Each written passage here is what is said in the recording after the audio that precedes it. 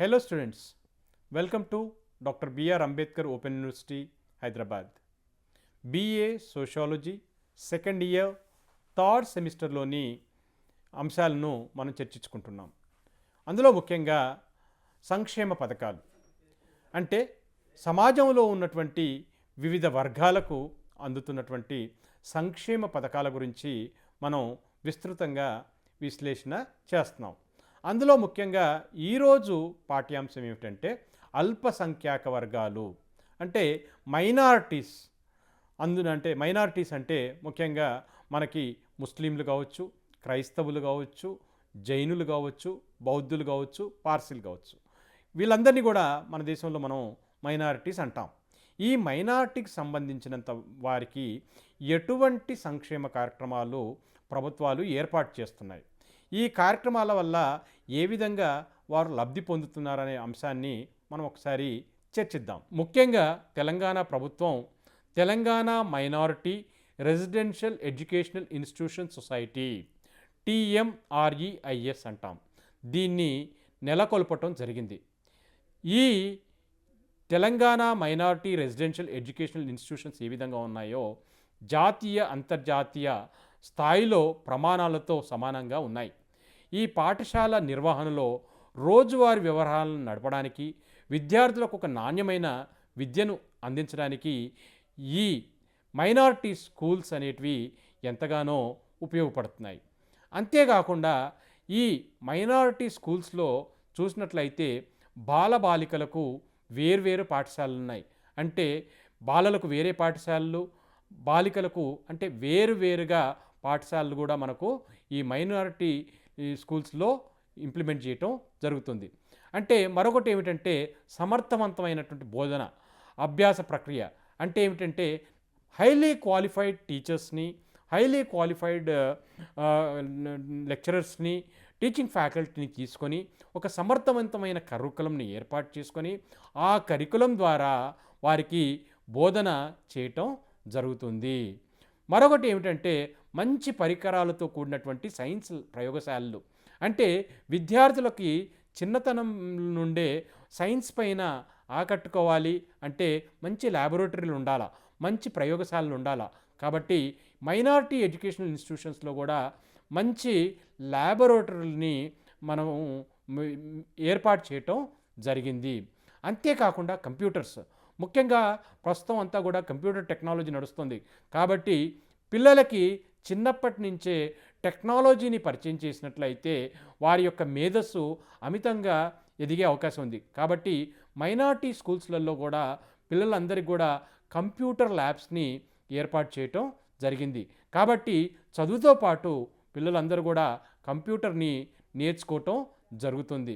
అంతేకాకుండా గ్రంథాలయాలు, ఈ మైనారిటీ స్కూల్స్లో వారికి గ్రంథాలయాలు ఏర్పాటు చేయటం జరిగింది. కాబట్టి పిల్లలందరూ కూడా వారు గ్రంథాలయాలకు మోటివేట్ అవుతున్నారని మనం తెలుసుకోవచ్చు.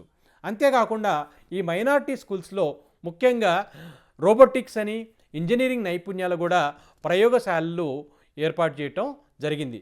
అంటే సరైనటువంటి మంచి వెలుతురుతో ఉన్నటువంటి లేకుంటే మంచి హాస్టల్ ఫెసిలిటీస్ కూడా రెసిడెన్షియల్ స్కూల్స్లో పొందపరచడం జరుగుతూ ఉంది అనే విషయాన్ని మనం తెలుసుకోవాలి. అంతేకాకుండా వారికి ఆరోగ్యకరమైనటువంటి ఫుడ్ కానీ లేకుంటే ఆరోగ్యకరమైనటువంటి శానిటేషన్ ఫెసిలిటీస్తో కలిపి వాళ్ళకి ఈ మైనారిటీ రెసిడెన్షియల్ స్కూల్స్ నడుపుతున్నారనే విషయాన్ని మనం తెలుసుకోవాలి.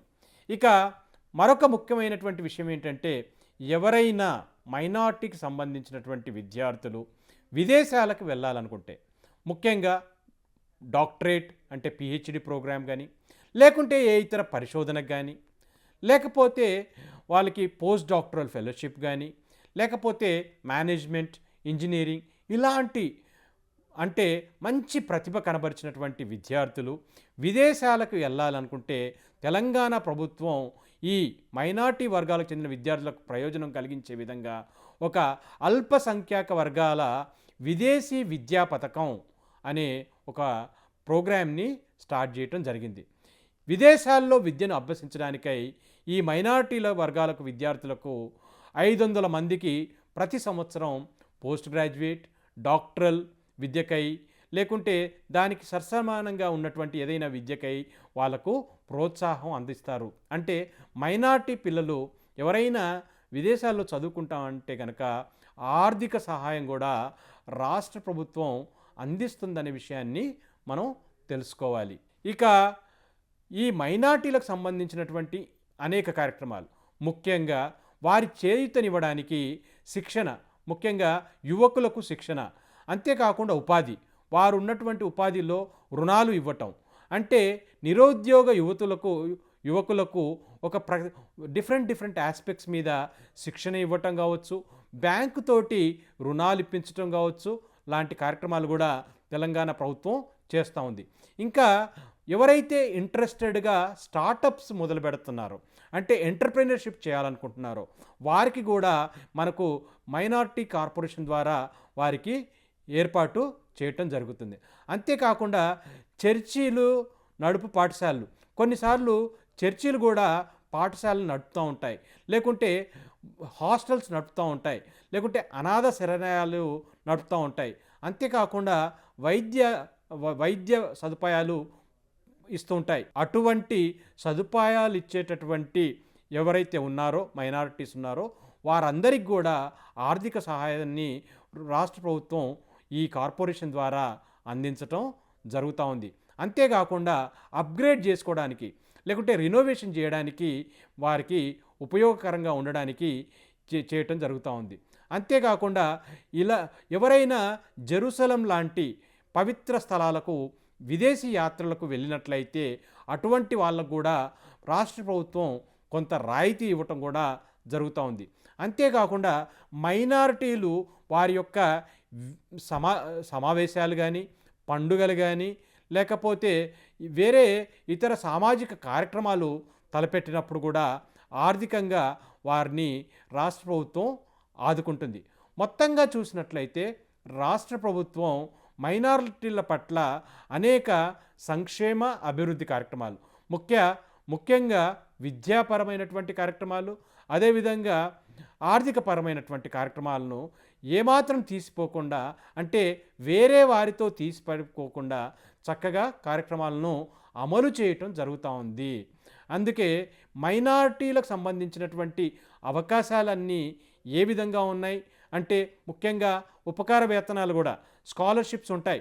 అంటే ప్రీ మెట్రిక్ స్కాలర్షిప్ అని, పోస్ట్ మెట్రిక్ స్కాలర్షిప్స్ అని, లేకుంటే డిగ్రీ పీజీలో కూడా కానీ, లేకుంటే ఈ విదేశాల్లో ఇందాక చెప్పినట్టుగా విదేశీ స్కాలర్షిప్స్ అని, అంటే విద్యాపరంగా ఈ స్కాలర్షిప్స్ అన్నీ కూడాను ఎవరైతే మన మైనారిటీ విద్యార్థులు ఉన్నారో వారందరూ కూడా వీటిని సద్వినియోగం చేసుకోవాలా.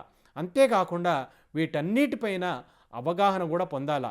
అంతేకాకుండా ఈ మైనారిటీ సంబంధించినటువంటి ఏవైతే అవకాశాలు కల్పిస్తున్నారో వాటిపైన అవగాహన పొందినట్లయితే మీరు ఎగ్జామ్లో ఆన్సర్స్ కూడా చక్కగా రాయగలుగుతారు. కేవలం ఈ ఎగ్జామ్సే కాకుండా మీరు పోటీ పరీక్షలను కూడా మంచి డిస్క్రిప్టివ్ ఆన్సర్స్ రాయగలుగుతారు. కాబట్టి ఈ పాఠ్యాంశం అంతా మీకు మైనారిటీల యొక్క సంక్షేమానికి రాష్ట్ర ప్రభుత్వం ఏ కార్యక్రమాలు చేపడుతుందో దానికి సంబంధించిగా ఉపయోగపడుతుందని ఆశిస్తూ సెలవు తీసుకుంటున్నాను. Thank you.